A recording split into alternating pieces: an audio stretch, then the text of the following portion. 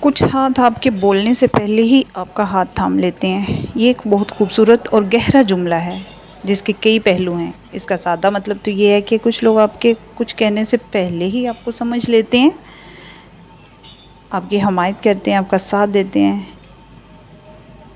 یہ اس رشتے کی گہرائی کو ظاہر کرتا ہے جو الفاظ کے محتاج نہیں ہوتے۔ یہ جملہ مختلف رشتوں اور حالات پر لاگو ہوتا ہے۔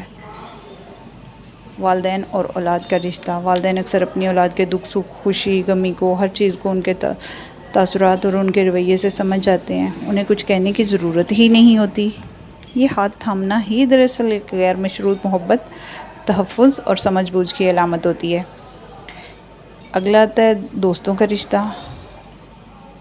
کا رشتہ حقیقی دوستی کی پہچان ہی یہ ہے کہ آپ کے دوست آپ کے دل کا حال جان لیں، خاموشی کو سن سکیں، آنکھوں میں چھپے دکھ کو پہچان سکیں، آپ کو تسلی دیں، حوصلہ بڑھائیں، آپ کا ہاتھ تھام لیں۔ دراصل ہاتھ تھامنا ہی ایک مضبوط تعلق اور اعتماد کی نشانی ہے۔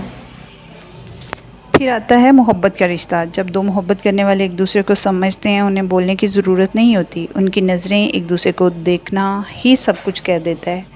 ایک دوسرے کی موجودگی، چھوٹی چھوٹی باتوں کا خیال رکھنا، ہر مشکل میں ایک دوسرے کا ساتھ دینا، اس بات کا ثبوت ہے کہ وہ بولنے سے پہلے ہی ایک دوسرے کو سمجھ چکے ہوتے ہیں۔ یہ جملہ ہمیں سکھاتا ہے کہ زندگی میں کچھ رشتے ایسے ہوتے ہیں جن میں الفاظ کی ضرورت نہیں ہوتی۔